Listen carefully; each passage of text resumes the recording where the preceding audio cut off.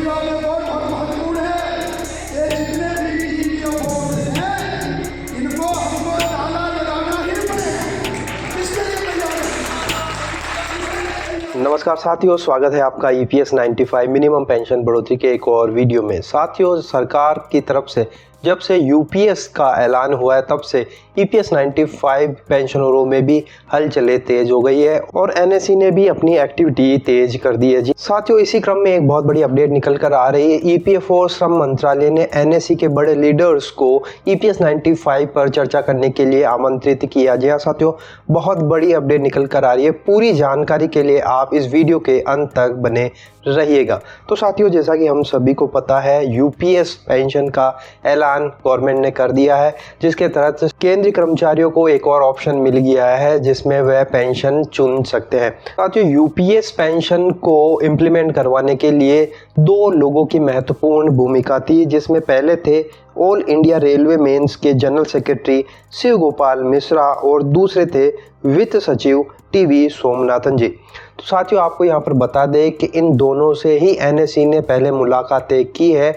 और दोनों से ही एनएससी का अच्छा सामंजस्य है। जब यूपीएस पर मंथन हो रहा था तब शिव गोपाल मिश्रा जी ने पहले ही कह दिया था एनएससी टीम को कि इस मीटिंग में केवल यूपीएस पर चर्चा हो रही है, अभी ईपीएस पर इस बारे में बात नहीं हो रही है। लेकिन हाँ, ईपीएस भी अब चर्चा में है और ईपीएस पर भी काफ़ी मुद्दे ऐसे हैं जिसको सरकार को देखना होगा। इस पर शिव गोपाल मिश्रा जी ने अपनी हामी भरी और आगामी समय में ईपीएस पर भी चर्चा करने की बात उन्होंने कही। साथियों, टीवी सोमनाथन जी से भी पहले एनएससी टीम मुलाकात कर चुकी है और सोमनाथन जी ने अपनी रिपोर्ट ईपीएफओ और श्रम मंत्रालय को भेजा था, लेकिन ईपीएफओ ने उसके बाद आगे कोई कार्रवाई नहीं की। तो साथियों, इन दोनों की ही महत्वपूर्ण भूमिका थी यूपीएस पेंशन लॉन्च कराने में।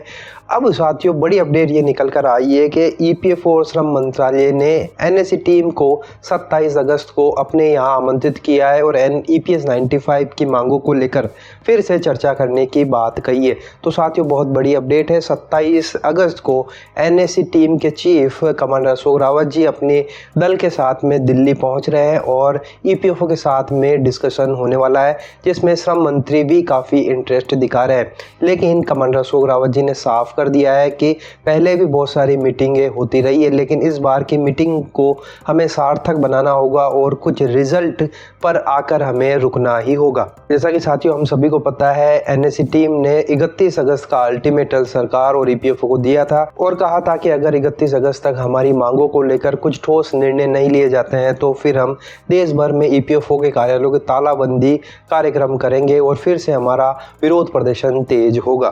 साथियों, इसी को लेकर ईपीएफओ ने और श्रम मंत्रालय ने एनएससी टीम को इनवाइट किया है। 27 अगस्त को दिल्ली में एक महत्वपूर्ण मीटिंग होने जा रही है जिसमें बड़े निर्णय लिए जा सकते हैं। जैसा कि साथियों, हम सभी को पता है, ईपीएफओ के अब जो एडिशनल सेक्रेटरी है वो रमेश कृष्णा मूर्ति जी हैं, जिन्होंने नया कार्यभार संभाला है। वो इस मीटिंग को हेड करेंगे और इसमें ईपीएफओ और श्रम मंत्रालय के बड़े बड़े अधिकारी भी मौजूद रहेंगे। एनएससी टीम ने अपना प्रस्ताव पहले ही सौंप दिया था, सारे आंकड़ों के साथ में और रिपोर्ट के साथ में। ईपीएफओ और श्रम मंत्रालय को पूरी की पूरी रिपोर्ट एनएससी ने सौंप दी थी कि किस तरह से ईपीएस फंड जमा हो रहा है, कितना प्रॉफिट ईपीएस के पास में है, कितनी पेंशन इस समय देश में जा रही है, कितना कॉर्पस है और किस तरह से ईपीएस 95 पेंशन बढ़ोतरी होने के बावजूद भी ईपीएफओ प्रॉफिट में ही रहेगा। सारा प्रस्ताव एनएससी टीम ने पहले ही ईपीएफओ और श्रम मंत्रालय को दे दिया था और इस पर ईपीएफओ और श्रम मंत्रालय ने भी हामी भरी थी, क्योंकि इसका कोई काट ही नहीं था। इसको लेकर फिर से 27 अगस्त को बहुत बड़ी मीटिंग दिल्ली में हो रही है।